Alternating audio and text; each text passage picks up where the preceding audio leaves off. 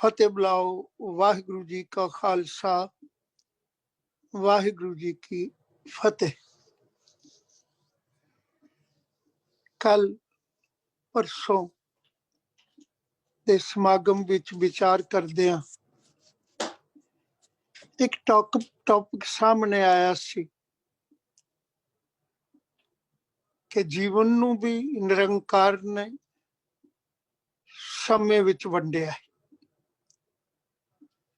ਤੇ ਸਮੇਂ ਦੀ ਹੀ ਵੰਡ ਸੰਸਾਰ ਨੇ ਕੀਤੀ ਹੈ, ਜਿਸ ਨੂੰ ਵਿਸਿਆਂ ਚਸਿਆਂ ਘੜੀਆਂ ਪਹਿਰਾਂ ਥਿੱਤੀ ਵਾਰੀ ਮਾਹੋ ਵਿੱਚ ਵੰਡਿਆ ਹੈ।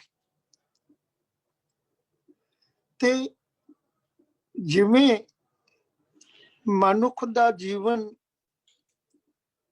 ਸਮੇਂ ਦੀ ਵੰਡ ਦੇ ਹਿੱਸੇ ਵਿੱਚ ਆਉਂਦਾ ਹੈ ਤਾਂ ਸਮਾਂ ਤਾਂ ਰੁਕਦਾ ਹੀ ਨਹੀਂ, ਬਦਲਦਾ ਹੈ। ਇਹ ਜਿਹੜੇ 4 ਨਾਮ ਦਿੱਤੇ ਗਏ ਨੇ ਇਹ ਵੀ ਬਦਲਦੇ ਹੋਏ ਸਮੇਂ ਦੇ ਰੂਪ ਨੇ, ਜਿਸ ਨੂੰ ਸਤਯੁਗ, ਤ੍ਰੇਤਾ, ਦੁਆਪਰ, ਕਲਯੁਗ ਆਖਦੇ ਨੇ। ਹੁਣ ਸਾਡੇ ਸਾਹਮਣੇ ਮਸਲਾ ਅੱਜ ਦੇ ਸਮੇਂ ਦਾ ਹੈ।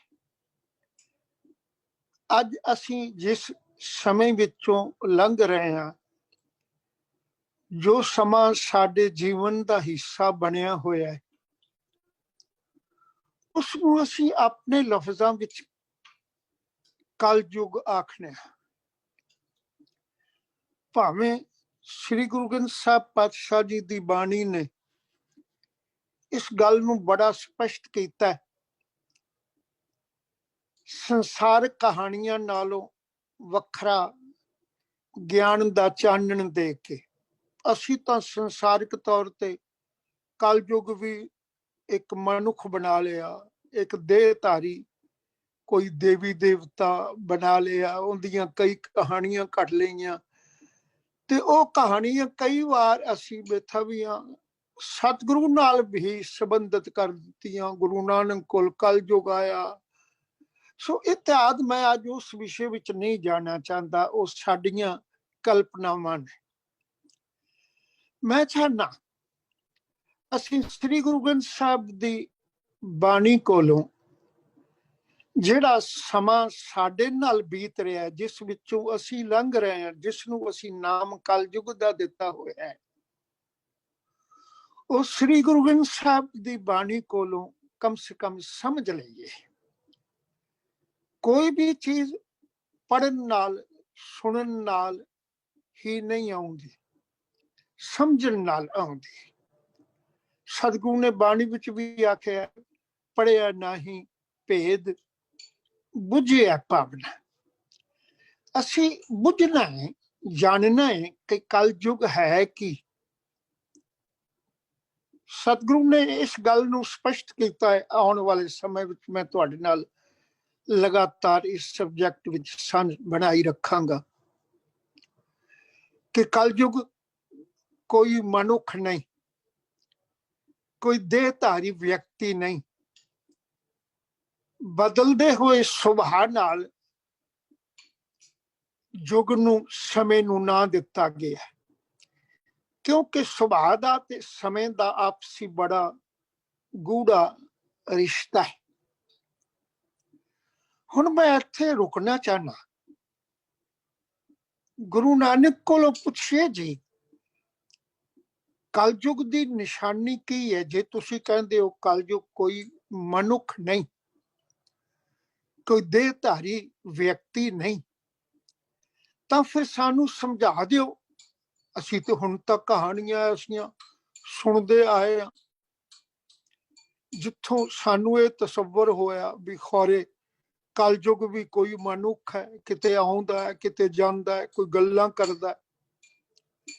ਤੇ ਤੁਸੀਂ ਕਹਿੰਦੇ ਹੋ ਕਲਯੁਗ ਦਾ ਕੋਈ ਟਿਕਾਣਾ ਨਹੀਂ, ਕੋਈ ਮਹਲ ਨਹੀਂ, ਕਿਤੇ ਤੀਰਥ ਤੇ ਨਹੀਂ ਬੈਠਾ। ਤਾਂ ਫਿਰ ਦੱਸੋ ਆਖਿਰ ਕਲਯੁਗ ਕੀ ਹੈ? ਤਾਂ ਆਓ ਆਪਾਂ ਸਤਿਗੁਰੂ ਦੇ ਦੱਸੇ ਹੋਏ ਬਹੁਤ ਸਾਰੇ ਕਲਯੁਗ ਦੇ ਲੱਛਣਾਂ ਵਿੱਚੋਂ, ਆਦਤ ਵਿੱਚੋਂ, ਸੁਭਾਅ ਵਿੱਚੋਂ, ਰੂਪ ਵਿੱਚੋਂ ਅੱਜ ਇੱਕ ਲੱਛਣ ਵਿਚਾਰੀਏ। ਵੈਸੇ ਤਾਂ ਇਹ ਸਾਰਾ ਸ਼ਬਦ ਹੀ ਵਿਚਾਰਨ ਵਾਲਾ ਹੈ, ਤੇ ਗੁਰੂ ਰਹਿਮਤ ਕਰੇ ਆਉਣ ਵਾਲੇ ਸਮੇਂ ਵਿੱਚ ਇਸ ਸ਼ਬਦ ਇੱਕ ਇੱਕ ਲਾਈਨ ਤੁਹਾਡੇ ਨਾਲ ਸਾਂਝੀ ਕਰਾਂ।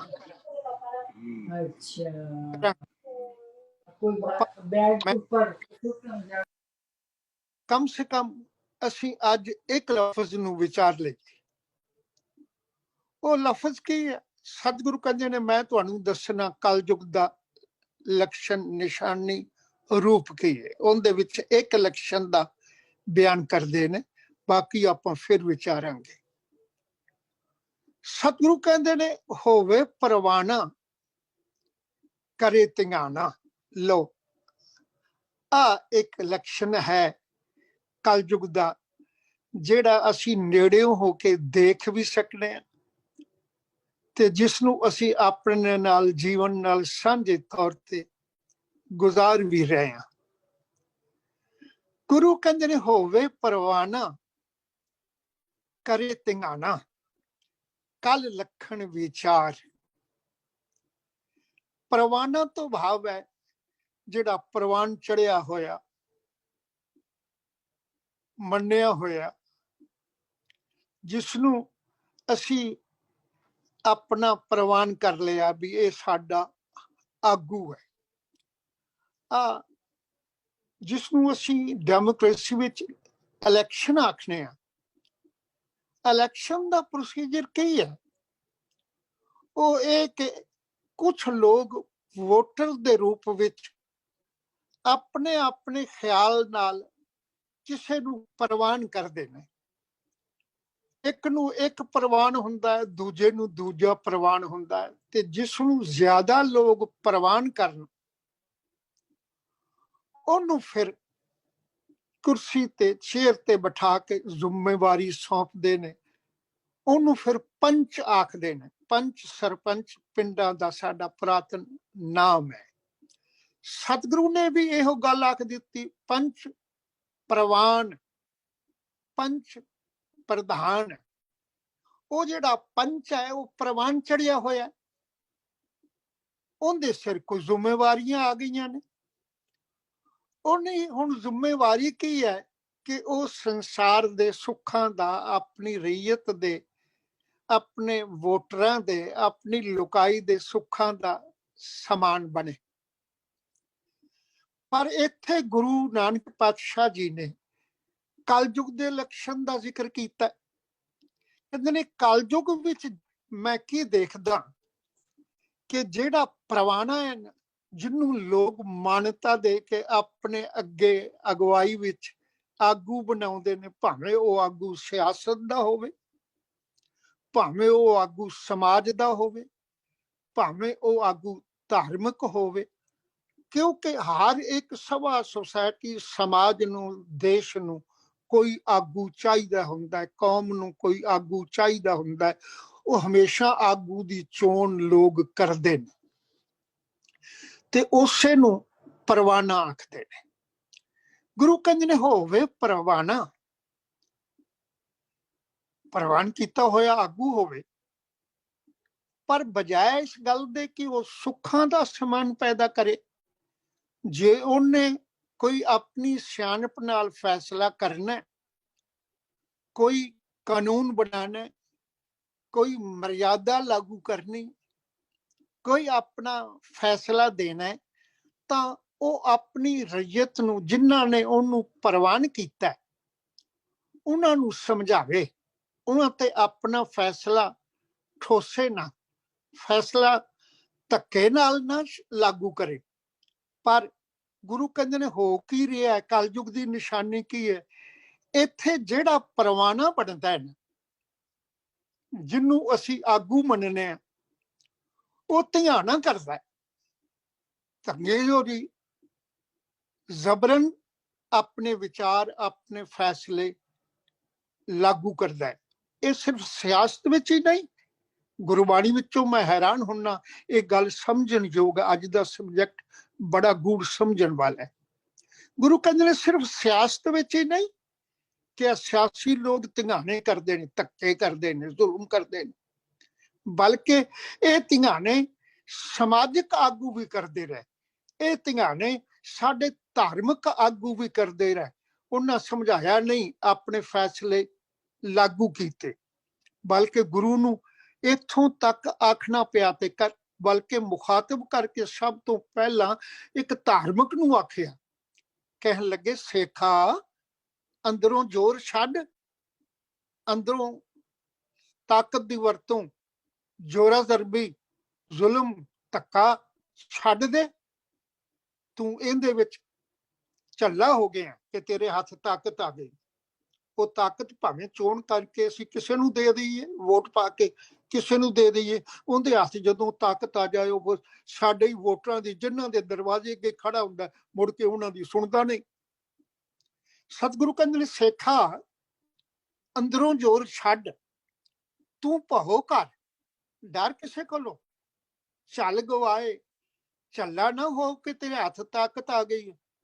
बल्कि बाबा कबीर जी ने तो इत्थों तक आख्या, कहन लगे कबीर जोर किया सो जुल्म है, ले जवाब खुदाए। अज नहीं ते कल तेरे कोलों खुदा अल्लाह पाक जवाब मंगेगा तेनू। जे ताकत मिली है, जे तू सिकदार बनया है, तो एक ख्याल करी, जिस सिकदारी तिसे खुआरी, चाकर के है डरना। तू इहो जे जोर जुल्म ना कर कि लोग तेरे तो तरा तरा कर उठन। अल्लाह अव्वल दीन को साहिब, जेड़ा धर्म दा आगू, मेरा मालिक धर्म नूं पैदा करने वाला है, वो कह सतगुरु कहंदे ने अल्लाह अव्वल दीन को साहिब जोर नहीं फरमावे। वो तैनू ये नहीं फरमांदा, ये नहीं कहंदा कि तू किसे ते जोरा जरबी करे, धिंगाना करे। पर देखदा की आ कलयुग क्यों है? कहन लगे इस कलयुग विच सियासी लोग भी, इस कलयुग विच सियासी तक कहता लै गया। जदों मैं धर्म के खेत्र विच वेखना, धर्म के खेत्र विच भी जोरा जरबी चलती है, इत्थे भी धिगानापन चलता है। सब तो पहला जदों वेखीए तो धर्मां दे अंदर आगू ब्राह्मण सी, धार्मिक आगू ब्राह्मण सी, वो भी धिगाना करदा सी, मर्जी का दान लेना। जे तू आ दान नहीं करेगा नरकां विच जावेगा, सोने दियां गऊआं दान करो, अपनियां पत्नियां दान करो। गुरु ने भी आख दिता, कहन लगे आस दान, गज दान, सेजा नारी, भूम दान, ऐसो दान नित नित की। ब्राह्मण दे आखे ते धिंगा जोरी ते उनदे वड्डे धिंगाने ते उनदे सामने उजर तां कर नहीं सकदा, क्योंकि धिंगा जोरी दा कहंदे मतलब ही यही हुंदा जिंदे सामने उजर कोई ना हो। उन्हें आख्या अपनियां पत्नियां दान कर, नहीं तो नरकां विच आवेगा। इन्हें वो शुरू कर दिता, जे तू अपनी धियां दान कर, वो देवदासियां बन के मंदिरां विच आ जान। इन्हें वो शुरू कर दिता, ये धिंगाना सी। उस धिगाने दे सामने मनुख बेवस हो चुका सी। दान चाहिए, इस तू बिना तू नरक विच जाएगा। बल्कि गुरु ने तो इत्थों तक सच्चाई आखी, कहन लगे देंदे नरक सुरग लैंदे, वेखो ये धिंगाना। कहन लगे ये चंगी धक्केशाही है भी, जेड़ा देन वाला है वो तो नरकी है, ते जेड़ा लैन वाला है वो स्वर्ग पिया दिंदा उन्नू। भी जे तू आ नहीं कवेंगा तू नरकी है, नहीं तो मैनू दे, नहीं तो तेनू स्वर्ग नहीं मिलना। गुरु कहंदे ने देंदे नरक सुरग लैंदे, वेखो ये धिंगाना। ਇਹੋ ਜਿਹੀ धिंगा जोरी धार्मिक समाज विच, धर्म के खेत्र विच भी चलती रही। अज दूर की असीं नेड़ियों देखीए, अकाल तखत दा जथेदार है, धार्मिक आगू है, कौम का प्रवान किया हुआ, इहदे विच कोई दो राय नहीं। जिसनूं पर होया कि जिसनूं मर्जी छेक देवे, उसका काम बिजनेस रोक देवे, उस नाल बोल चाल रोक देवे। बजाय इस गल दे जे किसी ने कोई गलती की है तो उन्होंने बुला के समझाए जां उहदे नाल विचार करे। मेरे नाल तो हद बीती है ना, मैं उत्थे 1.5 घंटा जाके बैठा रहा भी मैनू दसो, मेरा दोस्त सामने बैठ के विचार करो। पर कि नहीं, ये सवाल ही नहीं। हुण इसे दा ना धिंगाना भी है, ਧਿਆਣਾ ਇਹ ਨਹੀਂ ਕਿ ਸਿਰਫ ਸਿਆਸੀ ਲੋਕਾਂ ਵਿੱਚ ਚੱਲ ਰਿਹਾ, ਸਮਾਜਿਕ ਲੋਕਾਂ ਵਿੱਚ ਚੱਲ ਰਿਹਾ, ਜਿੰਦੇ ਹੱਥ ਵੀ ਤਾਕਤ ਆ ਜਾਂਦੀ ਹੈ ਨਾ, ਜਿਹੜਾ ਪ੍ਰਵਾਨਾ ਹੋ ਜਾਂਦਾ ਹੈ ਉਹ ਧਿਆਣਾ ਕਰਦਾ ਹੈ। ਸਤਿਗੁਰੂ ਹੋਰ ਨਹੀਂ ਕੀ ਦੇਖ ਲਓ ਵੀ ਸ਼੍ਰੋਮਣੀ ਗੁਰਦੁਆਰਾ ਪ੍ਰਬੰਧਕ ਕਮੇਟੀ ਚੁਣੀ ਹੋਈ ਆਈ, ਜਿਸ ਦੀ ਚੋਣ ਵੇਲੇ ਸਿੱਖ ਬੀਬੀਆਂ ਨੇ ਵੀ ਵੋਟ ਪਾਈ। ਉਦੋਂ ਇਹ ਤੇ ਨਹੀਂ ਆਖਿਆ ਜਾ ਸਕਦਾ, ਆਖਿਆ ਵੀ ਬੀਬੀਆਂ ਵੋਟਰ ਨਹੀਂ ਹੋ ਸਕਦੀਆਂ, ਬੀਬੀਆਂ ਨੇ ਵੀ ਵੋਟਾਂ ਪਾਈਆਂ, ਕਮੇਟੀ ਦਾ ਹਰ ਮੈਂਬਰ ਚੁਣਿਆ ਗਿਆ। ਪਰ ਅੱਜ ਉਹ ਬੀਬੀਆਂ ਦਰਬਾਰ ਸਾਹਿਬ ਕੀਰਤਨ ਨਹੀਂ ਕਰ ਸਕਦੀਆਂ। ਕਿਉਂ ਵੀ?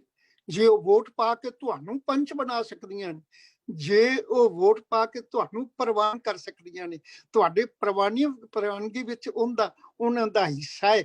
ਜੇ ਉਹਨਾਂ ਕੋਲ ਇੰਨੀ ਸਿਆਣਪ ਤੇ ਚੇਤਨਤਾ ਹੈ ਕਿ ਉਹਨਾਂ ਤੁਹਾਨੂੰ ਚੁਣਿਆ ਹੈ, ਤਾਂ ਕਿੱਡੀ ਅਜੀਬ ਗੱਲ ਹੈ ਉਸੇ ਦਰਬਾਰ ਸਾਹਿਬ ਦੇ ਅੰਦਰ ਤੁਸੀਂ ਉਹਨਾਂ ਨੂੰ ਕੀਰਤਨ ਕਰਨ ਤੋਂ ਰੋਕ ਰਹੇ ਹੋ। ਪਰ ਧਿਆਣਾ ਹੈ ਅਜੀਬ ਗੱਲ। ਮੇਰੇ ਨਾਲ ਤਾਂ ਹੱਡ ਬੀਤੀ ਹੈ। ਮੇਰਾ ਛੋਟਾ ਭਾਈ ਮਾਸੀ ਦਾ ਲੜਕਾ ਨਿਰਮਲ ਸਿੰਘ ਮੇਰੇ ਨਾਲ ਵਾਜੇ ਤੇ ਹੁੰਦਾ ਸੀ। ਇੱਕ ਵਾਰ ਅਸੀਂ ਅੰਮ੍ਰਿਤਸਰ ਗਏ ਤੇ ਉੱਥੇ ਮਨ ਚ ਆਇਆ, ਬਹੁਤ ਪੁਰਾਣੀ ਗੱਲ ਹੈ, ਉਹ ਛੋਟਾ ਉਮਰ ਦਾ ਸੀ, ਹੁਣ ਤਾਂ ਉਹ ਵੀ ਬਜ਼ੁਰਗ ਹੋ ਗਿਆ, ਛੋਟੀ ਉਮਰ ਦਾ ਸੀ, ਮੇਰੇ ਨਾਲ ਵਾਜੇ ਤੇ ਬੈਠਦਾ ਸੀ। ਜਦੋਂ ਅਸੀਂ ਦਰਬਾਰ ਸਾਹਿਬ ਕੀਰਤਨ ਕਰਨ ਲੱਗੇ ਤੇ ਉਹ ਬੱਚਾ ਵਾਜੇ ਤੇ ਬੈਠਾ, ਆ ਕੇ ਗ੍ਰੰਥੀ ਸਿੰਘ ਨੇ ਉਹਨੂੰ ਉਠਾ ਦਿੱਤਾ, ਇਹ ਨਹੀਂ ਬੈਠ ਸਕਦਾ। ਖੈਰ ਹੋਰ ਕਿਸੇ ਨੂੰ ਬਿਠਾਇਆ, ਕੀਰਤਨ ਹੋ ਗਿਆ। ਬਾਅਦ ਵਿੱਚ ਮੈਂ ਪੁੱਛਿਆ ਵੀ ਇਹ ਕਿਉਂ ਨਹੀਂ ਬੈਠਣ ਦਿੱਤਾ ਗਿਆ? ਕਹਿਣ ਲੱਗੇ ਇਹ ਅਣਦਾੜੀਏ। ਮੈਂ ਕਿਹਾ ਅਣਦਾੜੀਆ ਹੋਣਾ ਕੋਈ ਗੁਨਾਹ ਹੈ? ਨਹੀਂ। ਅਖੇ ਅਣਦਾੜੀਆ ਇਸ ਲਈ ਨਹੀਂ ਕੀਰਤਨ ਕਰ ਸਕਦਾ ਕਿਉਂਕਿ ਜੇ ਅਣਦਾੜੀਆ ਕੀਰਤਨ ਕਰਨ ਦੇ ਲਾਇਕ ਮੰਨਿਆ ਜਾਏਗਾ ਤਾਂ ਕੱਲ ਨੂੰ ਕੋਈ ਬੀਬੀ ਵੀ ਅਣਦਾੜੀਏ ਦੇ ਰੂਪ ਵਿੱਚ ਆ ਕੇ ਕੀਰਤਨ ਕਰ ਜਾਏਗੀ, ਜਿਹੜਾ ਗੁਨਾਹ ਹੋ ਜਾਏਗਾ। ਮੈਂ ਹੈਰਾਨ ਹੋਇਆ, ਮੇਰੇ ਨਾਲ ਅੱਜ ਬੀਤੀ। ਬੜੀ ਅਜੀਬ ਘਟਨਾ ਇਹ ਹੈ ਕਿ ਜਿੱਥੇ ਚੋਣ ਬੀਬੀਆਂ, ਇੱਥੋਂ ਤੱਕ ਕਿ ਉਸੇ ਸਥਾਨ ਦੀ ਬੀਬੀ ਪ੍ਰਧਾਨ ਬਣ ਸਕਦੀ ਹੈ। ਅੱਜ ਬੀਬੀ ਜਗੀਰ ਕੌਰ ਪ੍ਰਧਾਨ ਬਣ ਸਕਦੀ ਹੈ, ਪਰ ਉਸ ਦਰਬਾਰ ਵਿੱਚ ਬੀਬੀ ਗੁਰੂ ਕਾ ਕੀਰਤਨੀਆ ਨਹੀਂ ਬਣ ਸਕਦੀ। ਇਸੇ ਦਾ ਨਾਂ ਹੋਵੇ ਪ੍ਰਵਾਨਾ ਕਰੇ ਧਿਆਣਾ। ਸਤਿਗੁਰੂ ਨੇ ਬਾਣੀ ਵਿੱਚ ਇੱਕ ਗੱਲ ਆਖੀ, ਯੁੱਗ ਬਦਲਣਾ ਮਤਲਬ ਇਹ ਨਹੀਂ ਕਿ ਸਮਾਂ ਬਦਲਦਾ ਹੈ, ਸਮੇਂ ਦਾ ਕੋਈ ਰੂਪ ਬਦਲਦਾ ਹੈ। ਕਹਿਣ ਲੱਗੇ ਮੈਂ ਦੇਖਦਾ ਕੀ ਹਾਂ, ਸੋਈ ਚੰਦ ਚੜੇ ਸੇ ਤਾਰੇ, ਸੋਈ ਦੁਨੀਅਰ ਤਪਤ ਰਹੇ, ਸਾ ਧਰਤੀ ਸਾ ਪਵਨ ਚਲਾਰੇ, ਯੁੱਗ ਜੀਵ ਖੇਲੇ ਥਾਪ ਕੈਸੇ। ਕਹਿਣ ਲੱਗੇ ਤਾਰੇ ਵੀ ਉਹ ਨੇ, ਚੰਦਰਮਾ ਵੀ ਉਹ ਹੀ ਹੈ, ਸੂਰਜ ਵੀ ਉਹ ਹੀ ਹੈ, ਸਾਰਾ ਕੁਝ ਤੇ ਉਹ ਹੈ। ਤੇ ਫਿਰ ਸਮਾਂ ਕਿਵੇਂ ਬਦਲਿਆ? ਕਿਉਂਕਿ ਮਨੁੱਖ ਦੇ ਅੰਦਰ ਖਿਆਲ ਧੱਕੇਸ਼ਾਹੀ ਦੇ ਆ ਗਏ ਨੇ। ਉਹ ਧੱਕੇਸ਼ਾਹੀ ਅੱਜ ਸਮਾਜ ਵਿੱਚ, ਸਿਆਸਤ ਵਿੱਚ ਵੀ ਹੈ, ਉਹ ਸਮਾਜ ਵਿੱਚ ਵੀ ਹੈ, ਉਹ ਧਾਰਮਿਕ ਸਥਾਨਾਂ ਤੇ, ਧਰਮ ਦੇ ਖੇਤਰ ਵਿੱਚ, ਧਰਮ ਦੇ ਰੂਪ ਵਿੱਚ, ਧਰਮ ਦੇ ਪਹਿਰਾਵੇ ਵਿੱਚ ਵੀ ਹੈ।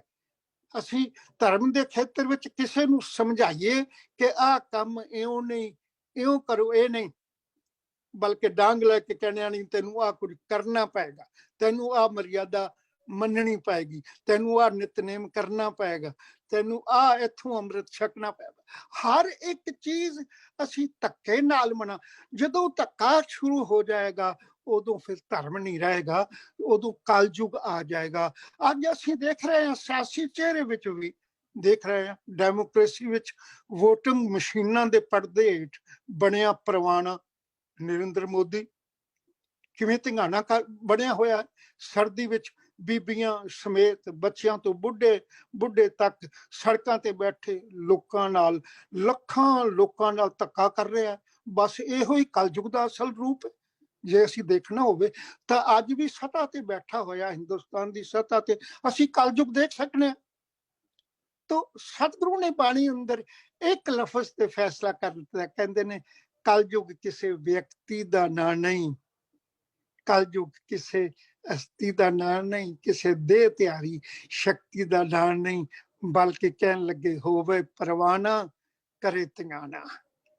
ਜਦੋਂ ਤੂੰ ਧੱਕੇਸ਼ਾਹੀ ਨਾਲ ਕੋਈ ਵੀ ਗੱਲ ਦੂਸਰੇ ਤੇ ਲਾਗੂ ਕਰੇਗਾ ਤੇ ਬਜਾਏ ਉਸ ਗੱਲ ਨੂੰ, ਉਸ ਨੂੰ ਸਮਝਾਵੇਂ, ਗਿਆਨ ਦੇਵੇਂ। ਗੁਰਮਤਿ ਦੀ ਦੁਨੀਆ ਅੰਦਰ ਗਿਆਨ ਨੂੰ ਪ੍ਰਧਾਨਤਾ ਕਿਉਂ ਸੀ?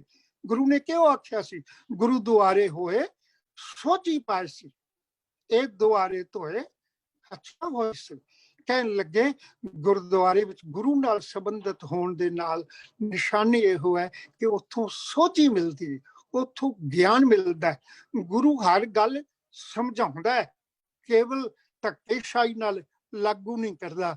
ਗੁਰੂ ਕਹਿੰਦਾ ਨਹੀਂ, ਇਸ ਲਈ ਜੇ ਤੂੰ ਇਸ ਕਲਯੁਗ ਦੀ ਪਰਖ ਪਛਾਣ ਕਰਨਾ ਚਾਹਨਾ ਹੈ ਤਾਂ ਇਸ ਗੱਲ ਤੇ ਕਰ ਲਈ, ਭਾਵੇਂ ਉਹ ਸਿਆਸੀ ਹੋਵੇ, ਭਾਵੇਂ ਉਹ ਸਮਾਜਿਕ ਹੋਵੇ, ਤੇ ਭਾਵੇਂ ਉਹ ਧਾਰਮਿਕ ਆਗੂ ਹੋਵੇ। ਜਿਹੜਾ ਵੀ ਧੱਕੇਸ਼ਾਹੀ ਨਾਲ ਕੋਈ ਆਪਣੀ ਗੱਲ ਮਨਾਏਗਾ ਬਜਾਏ ਗਿਆਨ ਨਾਲ ਸਮਝਾਉਣ ਦੇ, ਉਹ ਸਮਝ ਲਓ ਕਲਯੁਗ ਦਾ ਰੂਪ ਹੈ। ਇਹਨਾਂ ਸ਼ਬਦਾਂ ਨਾਲ ਖਿਮਾ ਦਾ ਜਾਚਕਾਂ।